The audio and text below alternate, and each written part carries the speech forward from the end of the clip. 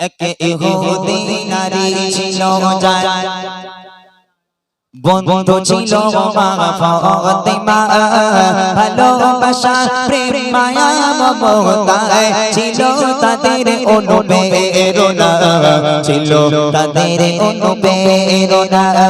একে অপরের চিন্তা ভাবনায়, একে অপরের চিন্তা ভাবনায় কথা মায়ারে বন্দনা, ভালোবাসা প্রেম মায়া মমতায় ছিল তাদের অনুপ্রেরণা, ছিল তাদের অনুপ্রেরণা।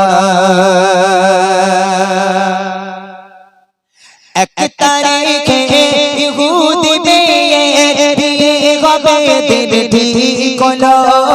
মেয়ের পিতা একে একে সব প্রিয়জনদের দাওয়াত দিল।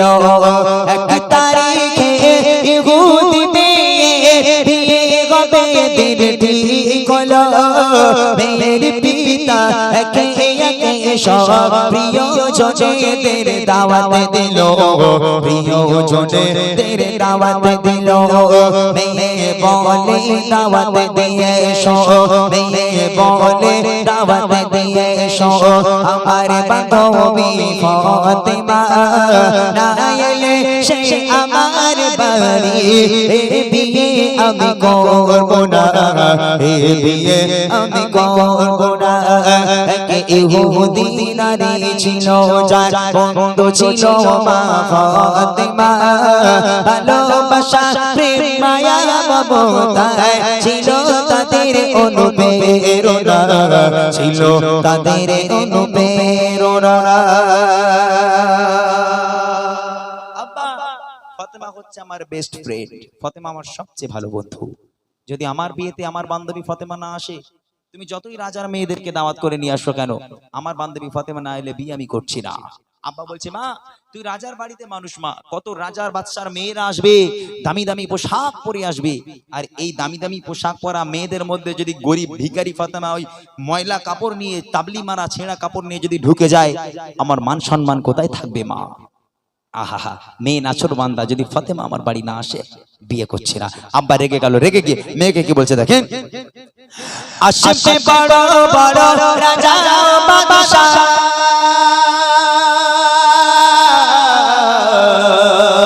আসবে বড় বড় রাজা বাদশা, তোমার বিয়েতে আমার বাড়ি, গরিব ফাতেমা ছেঁড়া জামা, আছে কি তার কোনো নূতন শাড়ি, আছে কি তার কোনো নূতন শাড়ি? বাড়ির সম্মান হবে যে বদনাম, বাড়ির সম্মান হবে যে বদনাম।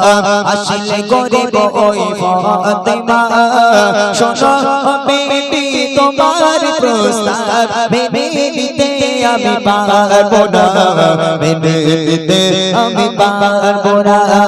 এক ইহুদি নারী ছিল যার বন্ধু ছিল মা ফাতেমা, ভালোবাসা প্রেম মায়া মমতায় ছিল তাদের অনুপ্রেরণা, ছিল তাদের অনুপ্রেরণা।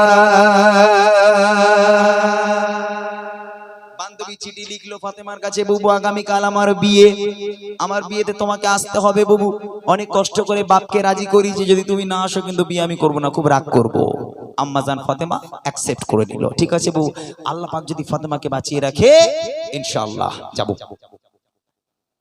আম্মাজান ফাতেমা রাতের বেলা, নিশি রাতের বেলা আল্লাহর কাছে কাঁদতে লেগে গেল, আল্লাহ বান্ধবীকে কথা দিয়েছি যাবো বিয়ে বাড়িতে, আল্লাহ আল্লাহ একটা পোশাক, তাবলি মারা পোশাক, আল্লাহ কেমন করে যাব, কেমন করে যাই? আল্লাহ আল্লাহর কাছে কাঁদছে, এত কান্না কেঁদেছিল আম্মাজানের চোখের পানিতে নিজের পোশাক ভিজে গেছিল। আল্লাহ পাক জিবরিল আমিনকে ডাক দেয়, জিবরিল দেখো নবীর মেয়ে ফাতেমা কাঁদছে, আমি নবীর মেয়ে ফাতেমার কান্নাকে আমি আল্লাহ সহ্য করতে পারবো না, জান্নাতে যাও একটা প্যাকেজ তৈরি করো, একটা বড় প্যাকেজ নাও, তাতে একটা দামি পোশাক আর জান্নাতের একটা খুশবু, জান্নাত থেকে আম্মাজান ফাতেমাকে উপহার দেওয়া হবে, নবীর কাছে দিয়ে এসো। জিবরিল আমিন একটা প্যাকেজ তৈরি করে নবীর কাছে এলো, ইয়া রাসূলুল্লাহ ইয়া হাবিবাল্লাহ, আল্লাহ পাক জান্নাতি উপহার আপনার কাছে দিয়েছে, আপনার মেয়েকে দিতে বললো। আমার নবী সেই রাতের বেলা ফাতেমার বাড়ি গিয়ে হাজির, ফাতেমা দরজা খোলো, দরজা খোলো। দরজা খুলে গেল। আম্মাজান ফাতেমা হাউ হাউ করে কাঁদছে, আমার নবী পাক দেখছেন সিজদায় পড়ে কাঁদছে। ওই সময় নবী পাক ডাক দিয়ে বলল, ফাতেমা এই প্যাকেজটা তোমার কাছে দিচ্ছি, তুমি তোমার ঘরে রাখো, আমি আব্বা কাল আসবো, কাল কথা হবে। এতটুখানি কথা বলে আমার নবী চলে গেল। আম্মাজান ফাতেমা ওই প্যাকেজটাকে একটা কোণায় রেখে দিয়ে আবার পুনরায় আল্লাহর কাছে কান্নাকাটি করতে শুরু করে দিল। তারপর দেখেন কি হয়। খোদার মহিমা কেউ তো বোঝে না,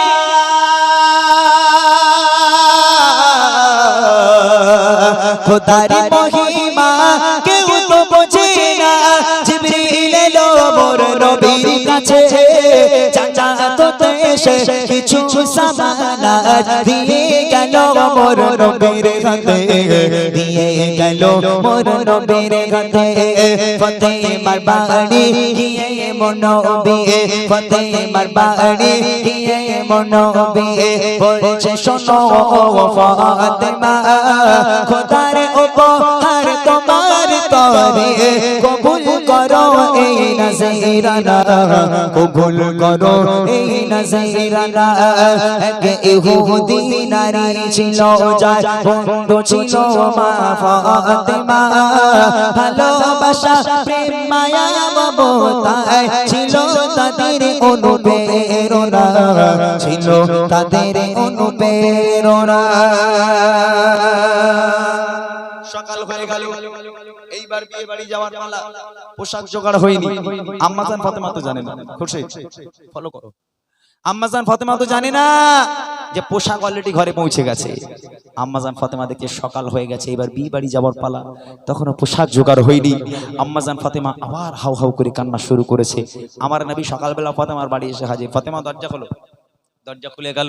আম্মাজান ফাতেমার সামনে দাঁড়িয়ে আছে। আবার নবী পাক বলছে, ফাতেমা কাল রাত্রেবেলা যে প্যাকেজ দিয়েছিলাম খুলে দেখেছো? বলে আব্বা আপনি তো খুলতে বলেননি। বলে নিয়ে এসো।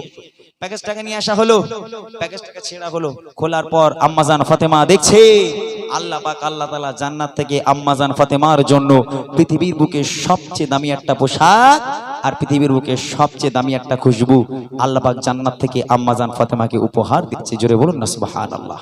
আহা, তাড়াতাড়ি করে মুচকি হাসি দিয়ে আম্মাজান ফাতেমা খুশিতে বাগে বাগ হয়ে গোসল করে ফ্রেশ হয়ে যখন জান্নাতি পোশাক পরেছে, খুশবু লাগিয়েছে, আব্বাকে বলছে, আব্বা বিদায় দেন, আমি আমার বান্ধবীর বিয়েতে যাব। আল্লাহ রাসূল বলছে, ফাতেমা যাচ্ছ যাও, দুটো কথা খেয়াল রাখবে, কোনো পরপুরুষ যেন তোমার চেহারা দেখতে না পায়। যে সমস্ত নারীরা পরপুরুষের সঙ্গে ওঠা বসা চলাফেরা কথাবার্তা, ওই সমস্ত নারীরাও যেন তোমার আশেপাশে না আসতে পারে, চলে যাও। আব্বার কাছে থেকে বিদায় নিয়ে গুটি গুটি পায় ফাতেমা চলেছে। রাজপ্রাসাদে পৌঁছে গেল। যেই আম্মাজান রাজপ্রাসাদে পৌঁছে দেখছে সারি সারি লাইন দিয়ে বসে আছে সব রাজার মেয়ে, একটা সাধারণ মেয়ে সেখানে নেই, সব রাজার মেয়ে। আম্মাজান ফাতেমা রাজার বাড়িতে পা রাখার সাথে সাথে রাজার মেয়েদের অবস্থা কি হচ্ছে মা ফাতেমার শান বর্ণনা করছে। কি শান ছিল আম্মাজান ফাতেমার, যেই পা রেখেছে রাজার মেয়েদের অবস্থা দেখেন কি হয়। যখন ফাতেমা আসে সে বাড়ি,